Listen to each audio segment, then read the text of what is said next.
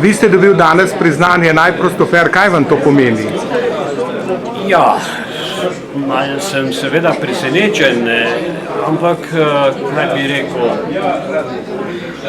veliko mi pomeni, predvsem mi pa veliko pomeni moje vožnje, moje srečanje z nešteto izredno zanimivimi ljudmi.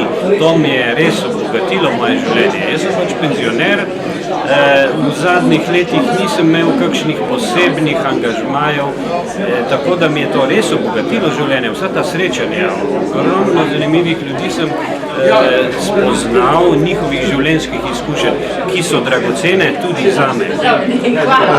Potem rad upravljate to prostovoljno delo? Ja, vsekakor rad, čeprav moram reči, da včasih je malo naporno, ni vedno zelo enostavno in gladko, včasih je težko najti neko lokacijo, včasih je kakšna oseba vendarle malo, bi rekel, je težko z njo ravnati, sem imel en primer, morda nekoliko tako za ilustracijo, ena moja študentska prijateljica, ki sem jo zadnja leta stik z njo zgubil, me je poklicala iz nekega doma upokojencev, nič nisem vedel, kako je z njo in kaj je.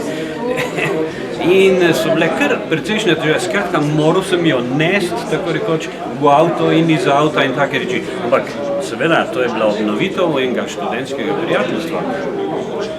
Kako bi povabil bodoče prostoferje? Ja, če razmišljate o tem, kaj bi v življenju počeli in kaj ste morda v življenju izgubili, oziroma če želite spoznati svet, zlasti pa ljudi, človeštvo, samega sebe, jaz mislim, da je to idealna priložnost. Seveda je pa nek pogoj, brez avta tega si skoraj da ne morete početi. Ali pa, če boste spretni, lahko se tudi morda s kom dogovorite, tudi z mrežo Matija Prostofer, pa morda tudi, če ste brez avta, če imate izkušnje, čas in voljo, vključite se.